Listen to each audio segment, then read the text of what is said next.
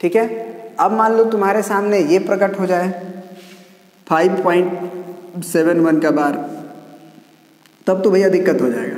अगर फटाक से तुम ऐसे लिखोगे 571 डिवाइडेड बाई 99 तो ये गलत हो जाएगा। अब क्या करेंगे इसके लिए? तो इसके लिए देखो, पहले तो आपको हम उसी मेथड से बता रहे हैं जिससे सारे क्वेश्चंस को बता रहे हैं। उसके बाद एक तरीका बताएंगे आपको जिससे कि आप जो है फटाफट काम करने लगिएगा।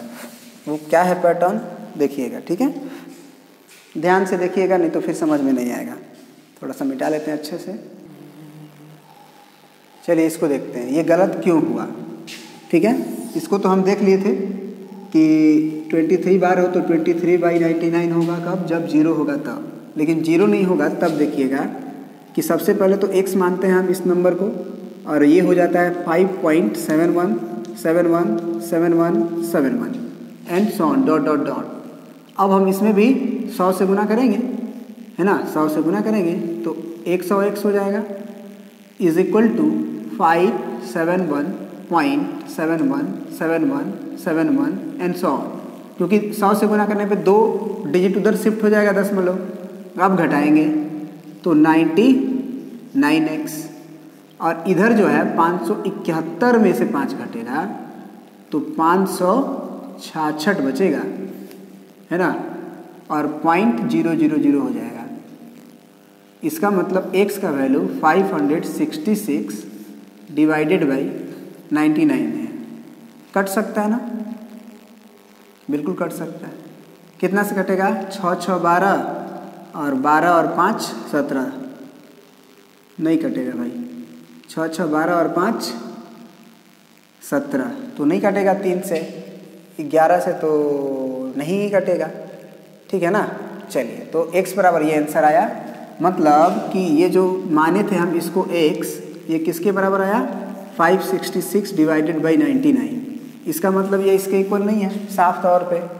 ये गलत है कि पॉइंट को भूल के जैसे इसमें बढ़ा रहे थे 23/99 तो इसमें भी हम लोग 71/99 5 तो पहले से लिख देंगे तो ये गलत हो जाएगा, ठीक है। तो फिर इसको कैसे बनाएंगे?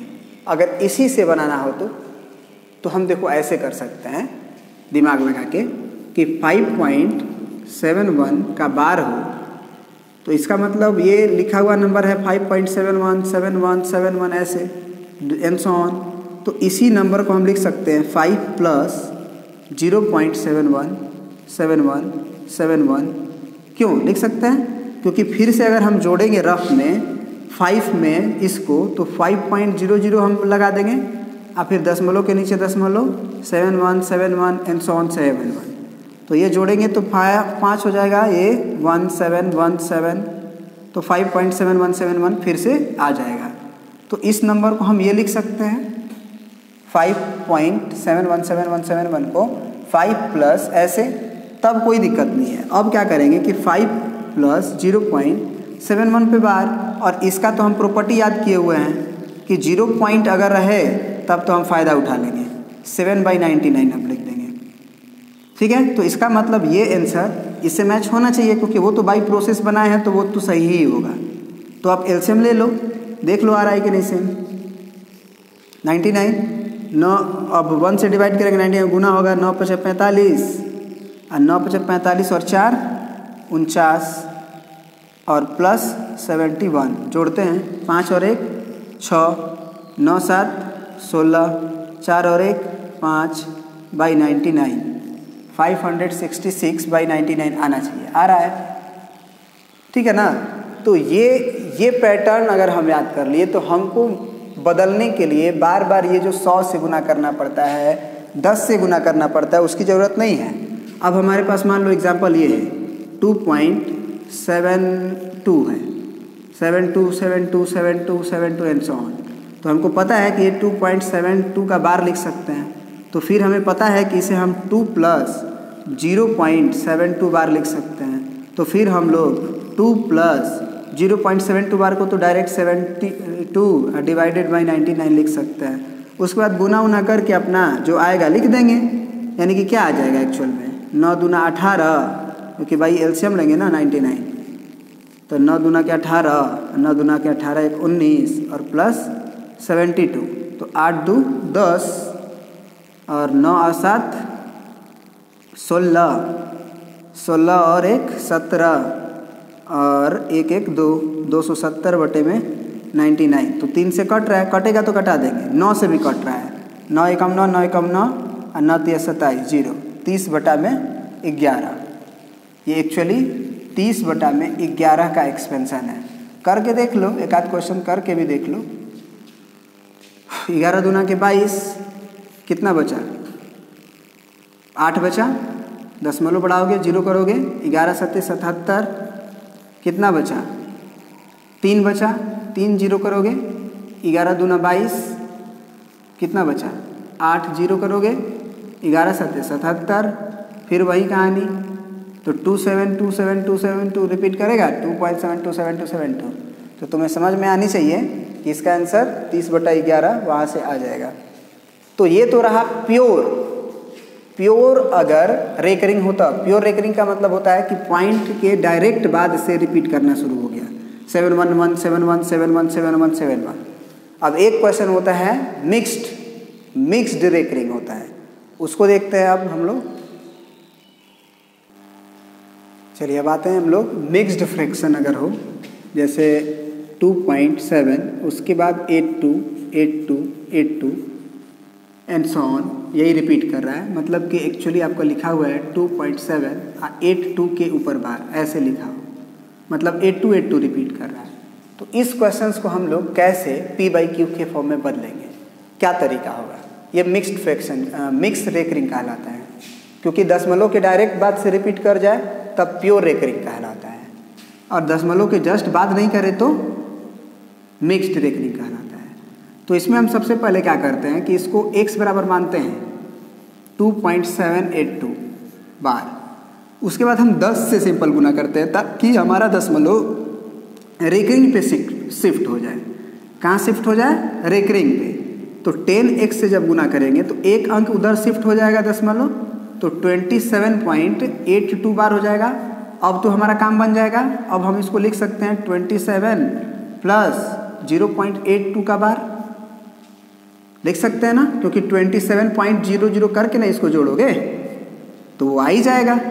अब क्या करेंगे कि 27 प्लस 82 बार अगर 0 पर है 0.82 बार, तो इससे 82/99 लिख सकते हैं। और इधर 10x, अब x का वैल्यू निकालने के लिए इधर का कैलकुलेशन करके 10 को शिफ्ट कर देंगे, तो x का जो वैल्यू निकालना था कि ये P/Q फॉर्म में कैसे आएगा, आ जाएगा।